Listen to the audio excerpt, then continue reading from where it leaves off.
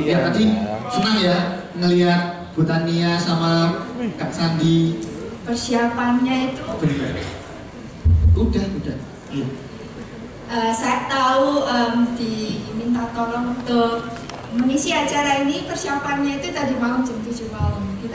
Saya kaget sekaligus senang teman-teman, karena ini merupakan sebuah kesempatan yang keren sekali dengan bisa berdua dengan Ibu Sandi secara langsung, guys. Oke, tanpa menunggu berlama-lama lagi, kita akan langsung masuk ke sesi talk show. Ya, menarik nih. Oke, sekarang kita masuk ke sesi talk show. Terkait ini, Sandi, untuk tadi kan sudah menjelaskan nih apa yang Kak Sandi lakukan sebelum menjadi musisi. Tapi ada trigger lain kan yang membuat kenapa saya harus gitu. Ya, ceritanya panjang kali lebar nggak apa-apa. Silahkan, nanti sampai subuh boleh. Kali tinggi. Karena saya suka cerita ya. Jadi apa yang menjadi trigger dalam hidup saya adalah pastinya tentang keluarga. Ketika kita berbicara tentang keluarga, terutama saya itu begitu mendalam ya. Karena saya lahir dari keluarga yang mungkin menengah ke bawah atau bisa dibilang kurang mampu. Dan untuk kuliah saja waktu itu saya itu sangat susah. Sampai pada titik saya mau berhenti kuliah waktu itu, tapi Mas Hendri lah yang membantu saya untuk satu-satunya orang yang percaya bahwa saya bisa. Satu-satunya dosen yang percaya bahwa saya bisa. Ada satu dosen yang saat itu, tapi saya tidak pernah ceritakan siapa ke Mas Hendri ya. Tapi kali ini akan saya ceritakan, karena mungkin kalian juga nggak kenal, nggak apa-apa. Bilang, waktu saya saat itu lagi ensemble musik, karena saya susah sekali membaca not balok. Susah sekali, saya bilang. Saya dikatakan, waktu itu saya semester 4, untuk mendaftarkan kuliah waktu itu saja, ibu saya harus menjual mungkin benda berharganya untuk membayar uang bangunan. Tapi waktu semester 4 yang membuat saya terpukul adalah ketika saya ensemble musik dan saya kesusahan untuk membaca not balok, saya disuruh pindah untuk nggak mengambil musik karena dibilang saya mungkin kurang memiliki bakat di musik seperti itu. Jadi itu membuat saya terpukul dan membuat saya tergerak hatinya untuk bahwasanya musik bukan hanya soal skill gitu. Tapi musik itu lebih ke hati, dan saya sekarang di titik ini sudah bisa membuktikan bahwasanya bukan yang selalu terlihat, yang nampak, yang bisa. Yang bisa itu nggak selalu yang nampak gitu. Tapi ada suatu hal yang mungkin dari dalam diri kita yang mungkin bisa kita olah, itu bukan soal skill. Itu jauh dari soal skill. Tadi malam kita sudah bicara sama Pak Long ya, itu bukan soal skill. S3 bukan belajar soal teori, ya begitu, tapi soal rasa, begitulah. Dan hal itulah, hari itu membuat saya semangat dan saya harus menunjukkan bahwa saya bisa, begitu. Selain masalah ekonomi keluarga dan segala macam. Oke, menarik tuh guys. Menarik nih. Jadi poin yang penting adalah rasa. Itu bisa kita masukkan dalam konteks entrepreneur. Entrepreneur itu perlu yang namanya rasa ya, apa? Passion. Jadi passion itu menjadi poin penting saat kalian ingin melakukan sesuatu, apapun itu. Begitu kan? Betul, setuju. Jadi segala sesuatu itu kalian tidak bisa apabila kalian bekerja tapi kalian tidak menyukai atau tidak ada rasa ya Pak ya untuk passion di bidang tersebut ya. Jadi Bu, kita juga Bu Sandi ya, kita panggilnya siapa ini? Kak atau Bu? Apa aja boleh. Yang penting jangan yang ya. Saya sensitif kalau bilangnya. Kita panggil Kak Sandi aja ya. Oke. Tapi kita penasaran nih. Nah, setelah itu bagaimana sih tadi diceritain Kak Sandi ini emang panutannya adalah Didi Kempot, Bapak Didi Kempot ya, betul ya. Nah, bagaimana sih kok bisa langkah-langkah apa atau bagaimana cara Kak Sandi ini bisa mengenal ya Bapak Didi Kempot ini di Jakarta ya, betul ya? Di Solo. Oh, beliau di Solo. Di Solo. Oke, boleh diceritain sedikit gimana kok bisa sampai kenal, sampai bisa berkolaborasi bareng seperti itu? Jadi saat itu pemain biola itu masih jarang ya, apalagi pemain biola solo. Biola solo. Dan waktu itu teman-teman saya banyak pemain biola itu yang memilih untuk bermain orkestra bersama-sama. Keren. Waduh. Tapi ada skalanya. Mungkin saat itu tuh memang bukan tahun-tahunnya saya untuk ini ya, tapi memang benar-benar saya lagi dibentuk gitu loh. Katanya kan terbentur, baru terbentuk. Ya, mungkin saat itu baru terbenturnya nih. Terbentur, baru terbentuk. Jadi waktu teman-teman saya berorkestra itu karena saya susah membaca not balok, saya nggak diajak. Gimana sih rasanya waktu sama seperti seusia kalian, teman-teman kalian tuh pada waduh bareng-bareng gitu. Saya yang dimasukin grup orkestra itu enggak, padahal saya itu waktu itu majornya biola. Saya nggak ikut, ya sudah, saya nggak apa-apa. Saya akan mencari jati diri saya sendiri saat itu.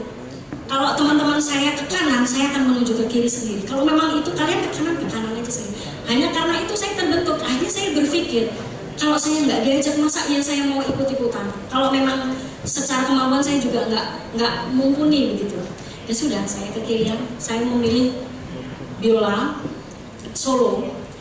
Terus karena semuanya sudah orkestra, sudah klasik, saya memilih genre yang berbeda dong. Karena kan ya sudah, saya nggak ada tempat di situ gitu. Ya sudah, saya memilih untuk mana nih? Kayaknya pemain biola yang belum ada porsinya di musik apa sih? Saat itu di musik dangdut. Aku ikut orkes dangdut dulu. Belum ada selain Henry Lamiri ya. Henry Lamiri sudah ada dangdut duluan. Cuman kan yang perempuan setahu saya belum ada. Habis itu saya masuk ke pasar itu, ke pasar pemain biola dangdut. Lalu akhirnya bertemulah bersama maestro itu. Dan saat itu pertama kali saya ikut dangdut itu ditemukan sama Pak Didi Kempot. Setelah itu seling berjalannya waktu, saya dikontak langsung sama manajer Pak Didi Kempot untuk bersedia mengiringi secara grup band bersama Lari Jawi, grupnya Pak Didi Kempot. Begitu ceritanya. Keren sekali, menarik sekali. Berikan tepuk tangan yang meriah, teman-teman. Nah, yang saya pahami dari ceritanya Kak Sandi ini juga bisa diaplikasikan loh Pak di dunia bisnis.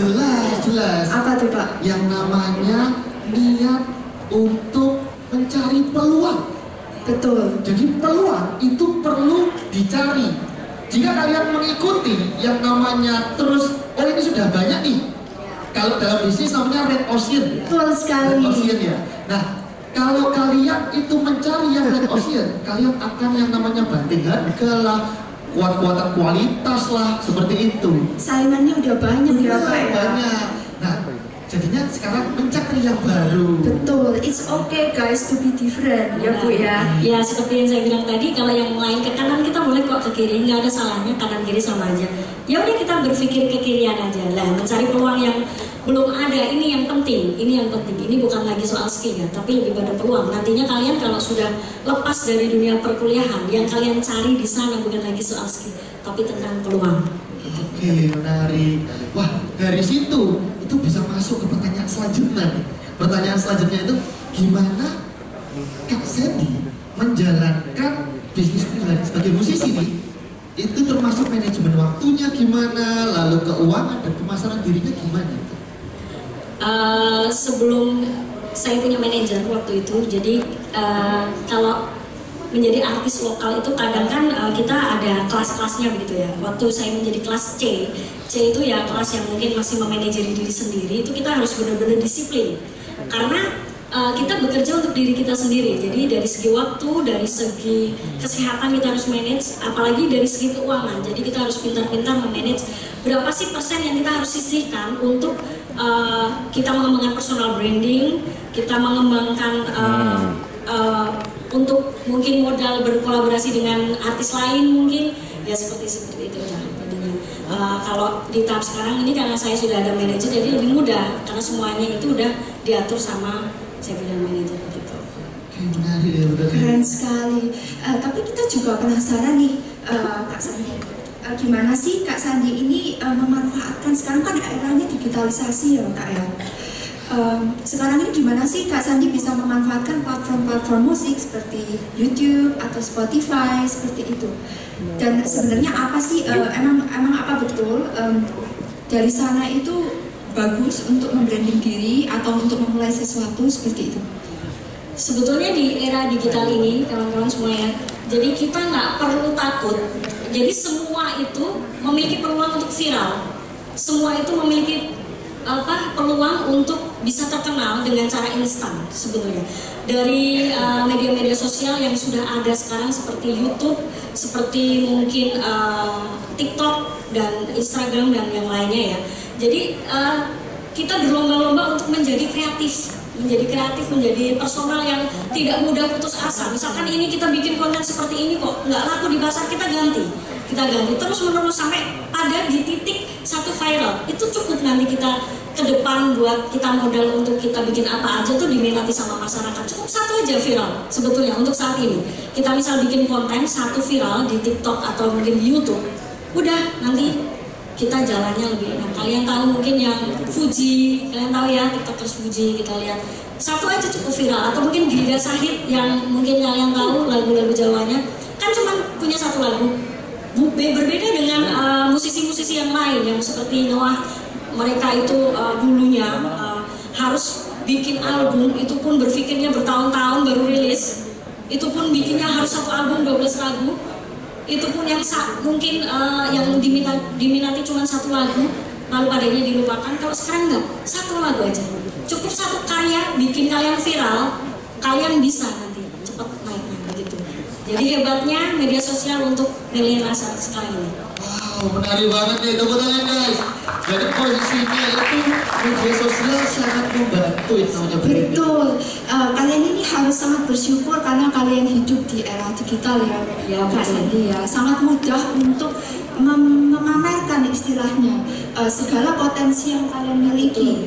Benar, itu. Tapi kan gini Kak, jadi posisinya untuk viral itu memang mungkin terkesan mudah mungkin ya sekarang untuk orang-orang muda. Nah, yang jadi permasalahan adalah setelah viral, bagaimana nih untuk sistemnya nih, untuk memelihara yang namanya fanbase itu gimana supaya terus?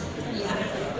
Biasanya kita melakukan apa ya, namanya meet and greet ya. Biasanya kalau jadi kalau jadi artis biasanya kita sering ngadain meet and greet yang mana itu menjadi pendekatan untuk fans-fans yang loyal terhadap kita. Jadinya di situ biar tetap selalu bekerja, mereka bekerja untuk selalu tontonin apa yang kita kerjakan gitu. Ya mungkin gitu aja sih. Oke, menarik. Jadi urusannya sama meet and greet untuk engagement dengan para penggemar ya. Benar. Oke, mungkin Kak Sandi mau cerita sebenarnya tantangan apa sih yang dilalui oleh seorang musisi, lalu mungkin bagaimana cara menanggapinya, share aja Kak. Jadi tantangannya banyak ya. Setiap kita itu content creator atau musisi sama ya. Jadi setiap kali kita harus disuruh mengikuti pasar, kemana sih larinya pasar, inginnya seperti apa, kita ikutin, terus itu terus menerus agar kita tidak dilupakan oleh fans juga, agar kita selalu memiliki tempat di mana saat-saat viral tersebut ada gitu. Jadi tantangannya ya lebih pada kita terus berinovasi juga. Oke, nah berarti ini mengarah kita harus melakukan diversifikasi ya Kak ya. Kira-kira kalau sebagai musisi ini bisa nggak sih melakukan diversifikasi misalkan di bidang lain yang serupa, misalkan agensi atau bagaimana?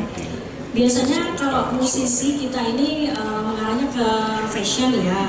Kalau saya pribadi biasanya kita di-endorse sama produk-produk kecantikan. Apalagi sekarang kan marak banget ya produk-produk kecantikan yang hire kayak artis-artis begitu. Walaupun itu sebetulnya cuma rebranding aja. Jadi cuma artisnya aja yang dipakai, bukan usahanya milik sang artis tuh enggak. Tapi memang larinya ke situ. Jadi biasanya kita sudah dikenal publik lalu memiliki bisnis yang berkaitan ya biasanya fashion, kecantikan, kalau cewek ya kecantikan, atau mungkin ya masih banyak lagi.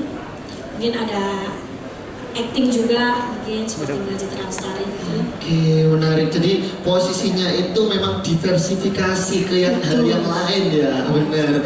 Cuma kan ada juga nih satu tantangan nih dalam dunia musik nih, yaitu royalti, hak cipta. Itu gimana untuk Kak Sandi sendiri nih? Sebetulnya di era modernisasi ini, era digital ini sudah sangat dibantu dengan adanya lisensi. Jadi ketika kita memiliki karya, mungkin teman-teman sudah banyak yang tahu. Jadi proses kita memiliki karya agar karya itu aman. Jadi ada mungkin kita pendaftaran haki dulu, habis haki terus lalu kita lisensikan karya tersebut, habis itu kita ke agregator, habis baru itu diluncurkan. Dan secara tidak langsung royalti itu akan sudah kita urus secara sendirinya dengan berjalannya lisensi itu. Misalkan ada saya memiliki karya yang di cover oleh orang lain begitu, itu akan secara tidak langsung masuk ke hak ekonomi saya sebagai pencipta begitu, kalau memang karya tersebut sudah didaftarkan secara haki dan dilisensikan. Jadi sekarang untuk era yang sudah milenial dan digital ini sangat dimudahkan sekali. Wow, menarik ini. Menarik sekali, guys. Mungkin di sini ada yang pengen jadi musisi seperti Kak Sandi. Ya mungkin di dunia art gitu ya. Kita tidak hanya memfokuskan ke dalam dunia musisi aja, tapi esensinya ini yang kita ambil ya. Betul sekali. Ya, jadi mungkin ada yang mau bertanya ini. Kita masuk ke sesi tanya jawab ini kayaknya menarik ya. Ayo silakan, adakah yang mau bertanya? Kita Ya, pilih berapa orang? tiga. Oke, 3 orang. Yuk, 3 orang. Angkat tangan yuk. Mungkin Maju ke depan. Kak Asdos. Ya. Langsung ke depan. Bisa sini. Oke. Ya. Oke. Oke. Sini.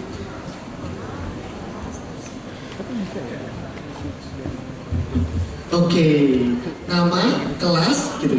Ya baik, terima kasih atas kesempatannya. Perkenalkan, nama saya Syafira Alin Chandra dari kelas G dan NIM saya terakhirnya 262. Sebelumnya saya izin bertanya ya, kebetulan ini tugas HFL saya kemarin membahas tentang eksistensi seni, dan secara pribadi saya juga tertarik dengan seni.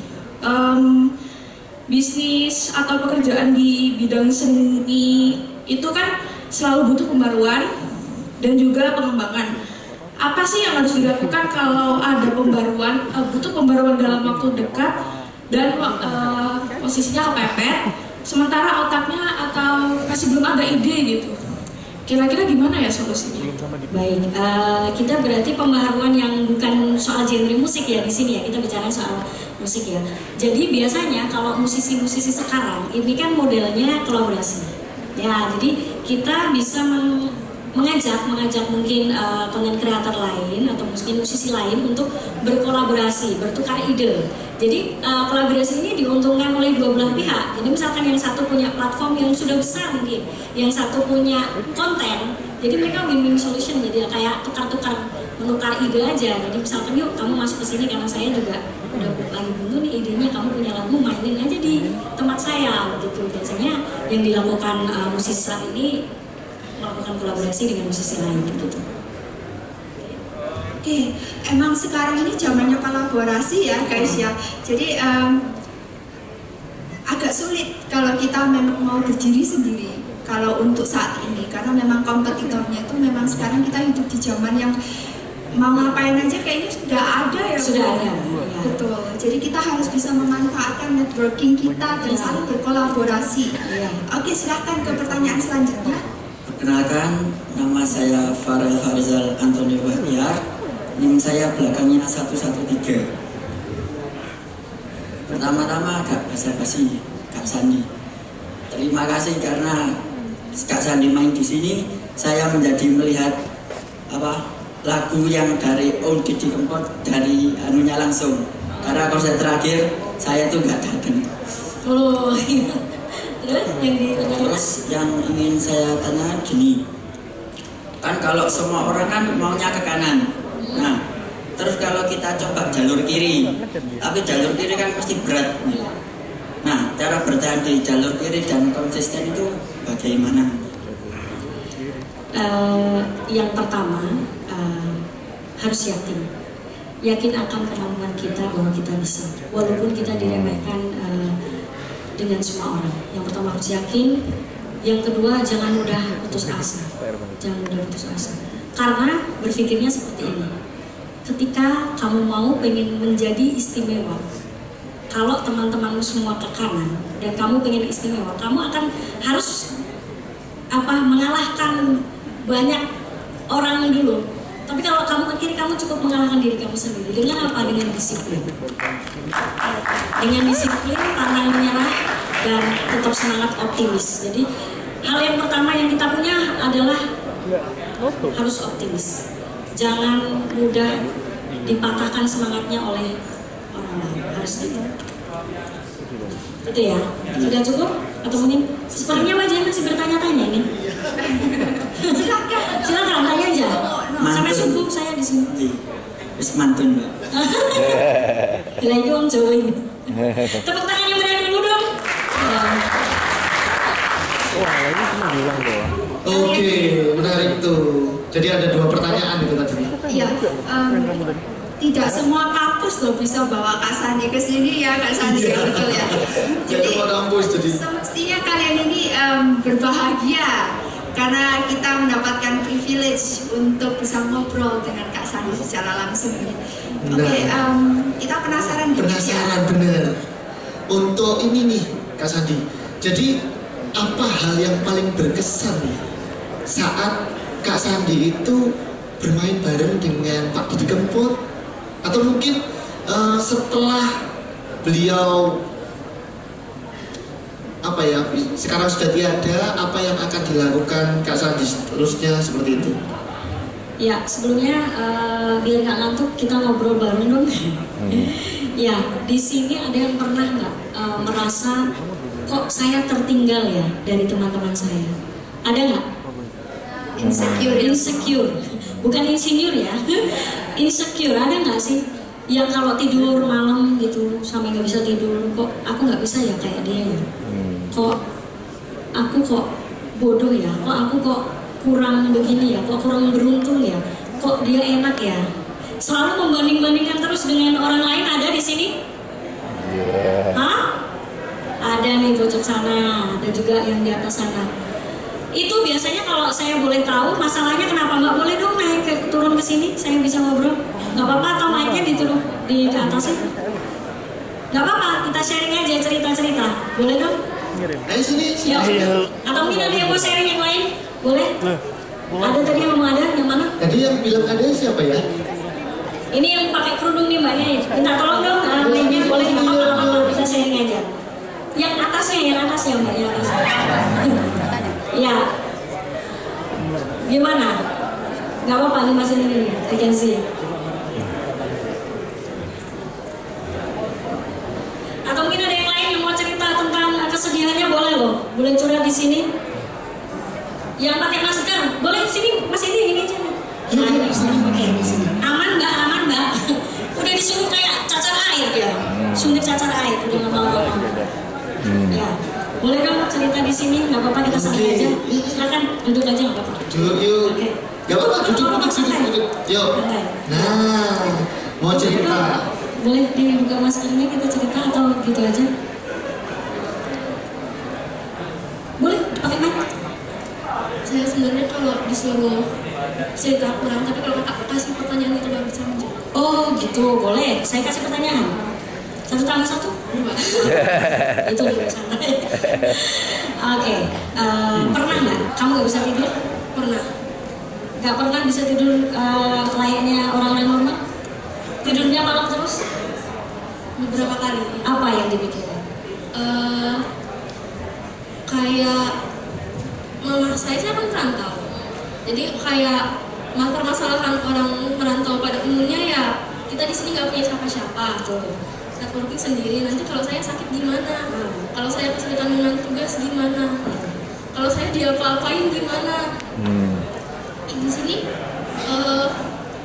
untuk urusan perkuliahan begitu saya nggak bisa dong kayak tolong mama saya di sana.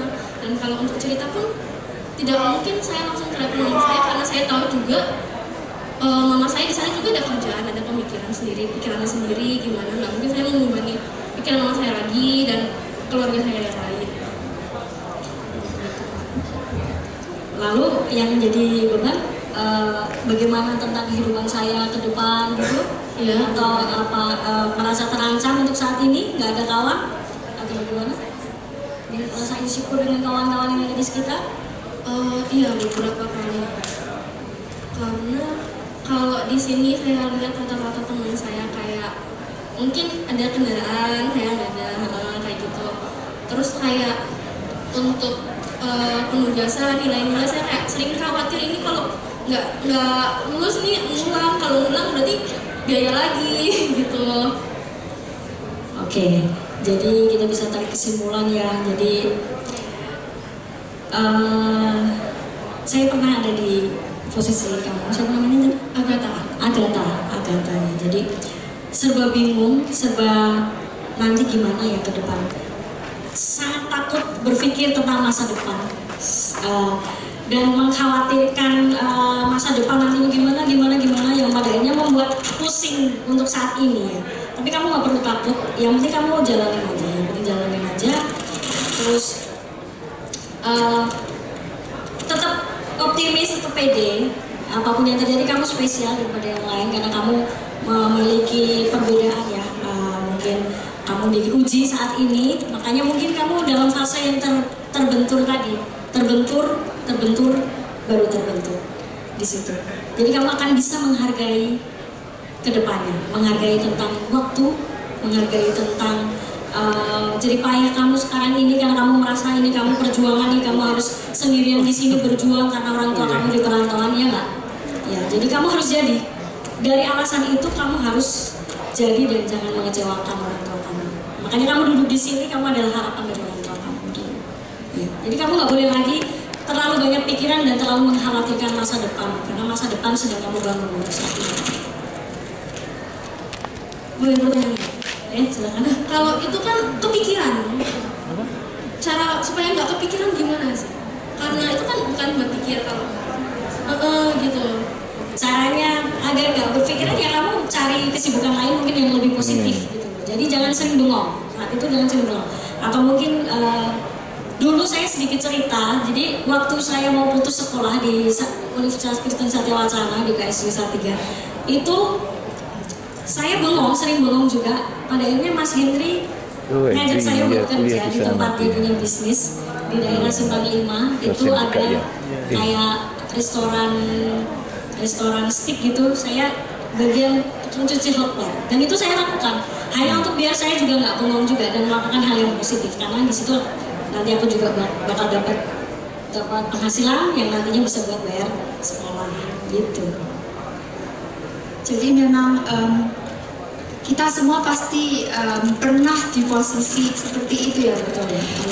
Kita pasti pernah merasakan di titik terendah di dalam hidup, tapi hal ini harus kita jadikan motivasi, betul ya. Agar kedepannya ini kita bisa menjadi lebih baik lagi dan lebih berkembang lagi, seperti itu. Baik. Sudah ada yang ditanya lagi? Oke, terima kasih ya Agatha ya. Sampai jumpa lagi, tetap semangat. Baiknya jangan dibawa kakak. Ya, oh di sini aja. Terima kasih, tetap semangat Kak Agatha ya. Awas turunnya. Terima kasih. Baik, luar biasa sekali. Untuk menutup sesi talk show kita pada hari ini, ada nggak sih kata-kata cantik atau kata-kata mutiara yang bisa memotivasi anak-anak ini supaya mereka kan ini baru semester 1 ya, harus Kak ya.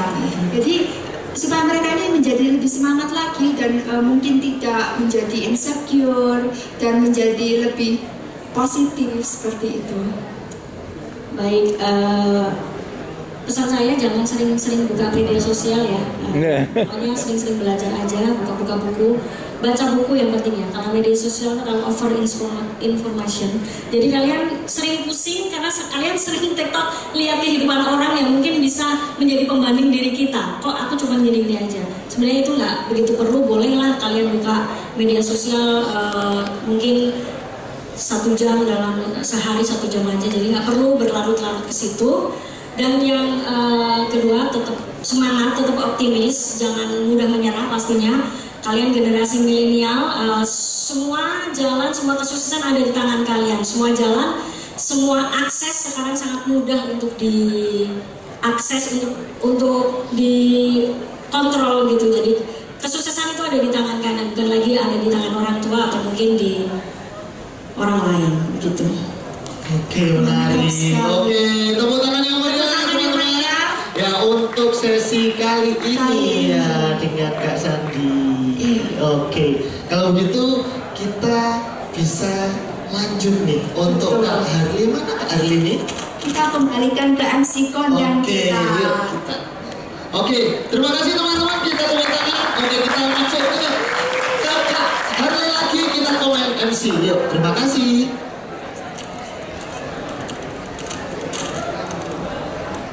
Oke,